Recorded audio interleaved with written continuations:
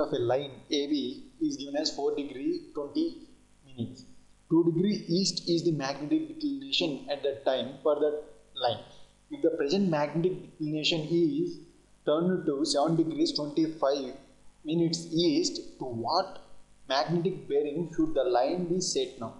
So we know that true bearing is equal to magnetic bearing 4 degrees 20 minutes plus magnetic declination. That is, east means it is going to be positive. So that is equal to 6 degrees 20 minutes is the true bearing. And present declination is given as 7 degrees 25 minutes east. So present true bearing is equal to magnetic bearing plus magnetic declination. It is east, so it is positive. So the magnetic bearing is equal to 6 degrees 20 minutes minus 7 degrees 25 minutes is equal to minus 1 degree 5 minutes. That is equal to 358 degrees 55 minutes. Minus 1 degree 5 minutes is equal to 358 degrees 55 minutes. So option D is correct. So the question is, the material which is used for surface course in the pavement was tested for the aggregate crushing value. It was tested for the finding out the aggregate crushing value. The test sample of 5000 grams was taken. After the test, the material removed and sieved through 2.36 mm ISC, and the material which passes through this sieve was weighed and is equal to 1.5 kgs. The material which is passing through the 2.36 ISC is 1.5 kgs. Calculate the remaining weight is going to be 3.5 kg. Calculate the aggregate crushing value. We have to calculate aggregate crushing value. ACV we can consider. So it is equal to material passing through 2.36 ISC divided by actual weight.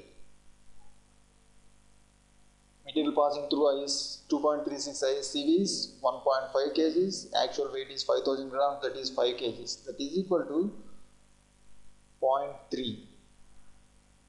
That is equal to 30%. 30%, option A is correct. A direct shear test was conducted on a specimen of dry sand with a normal stress of 200 kN per square meter. Failure occurred at a shear stress of 175 kN per square meter. The size of the specimen tested was, it is 75 mm by 75 mm by 30 mm depth. For a normal stress of 150 kN per square meter, what shear force would be required to cause failure in the specimen? We have to find out at which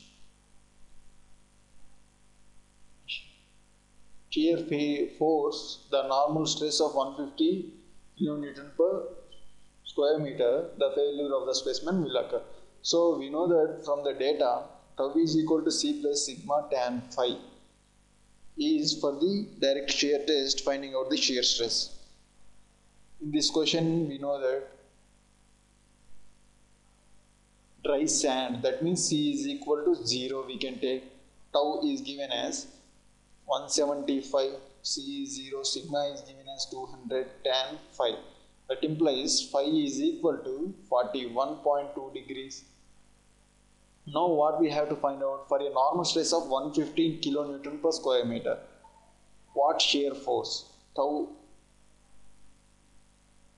is equal to 150 normal stress and tan 41.2 degrees, that is equal to 131.3 kN per square meter.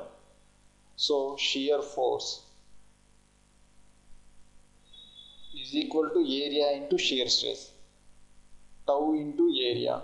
Tau is 131.3 from this into area, plan area 0.075 into 0.075, that is equal to 0.738 kilonewtons. 0.738 kilonewtons. Option A is correct.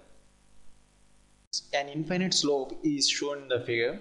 The shear strength parameters are given, that is cohesion is 18 and angle of interpolation is 25 degrees. If the height of the slope is 6 meters, let we take, and the slope angle is 18 degrees were given. Find the factor of safety against sliding if the rocks sliding on the rock surface. So this inclination is given as 18 degrees, phi is given as 25 degrees, C is given as 18 kilonewtons per millimeter square, and the height is given as 6 meters. So factor of safety is equal to C by gamma h cos square beta tan beta plus tan phi by tan beta. Let me take it as 18 degrees is beta.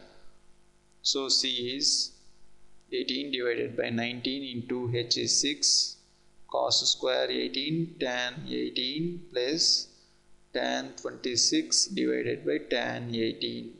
That implies we will get the value is 1.975. 1.975 approximately 1.98. Option B is correct.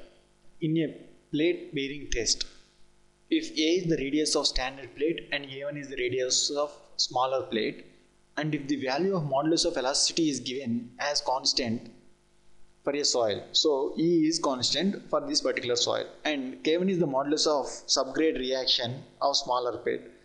So A1 is the radius of smaller plate, K1 is the modulus of subgrade reaction of smaller plate. Then what is the corrected value of modulus of subgrade reaction of standard plate? Let me take it as K is the standard plate modulus of subgrade reaction and A is the larger plate, radius of larger plate. So A is given, so we have to find out the modulus of subgrade reaction of standard plate. So we know that K into A is equal to K1 A1. Therefore K is equal to K1 A1 by A. K1 A1 by A is option C is correct. Question is, a smooth square plate of 3 meter side is kept immersed in water which moves with a velocity of 35 centimeters per second.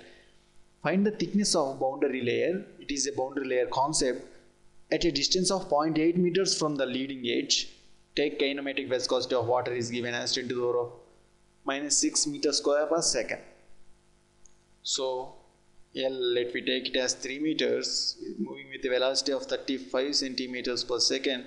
We will convert in terms of meters, 0.35 meters per second. Leading edge, what is the distance? 0.8 meters. So kinematic viscosity is given as 10 to the power of -6 meters square per second.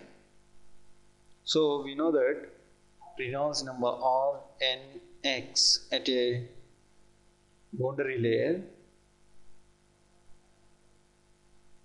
is equal to Vx by kinematic viscosity, Vx 0.35 into 0.8 divided by 10 to the power of -6, that is equal to 2,80,000, that is less than 5 lakhs. Therefore the flow is, Reynolds number is less than 5 lakhs, so flow is laminar. Therefore what we have to calculate is the thickness of boundary layer. Delta x for laminar is equal to 5x root of Rnx, 5 into 0.8 divided by root of, that is equal to 4.7 into 10 to the power of -3 meters, 4.7 millimeters. 4.7 millimeters, option D is correct.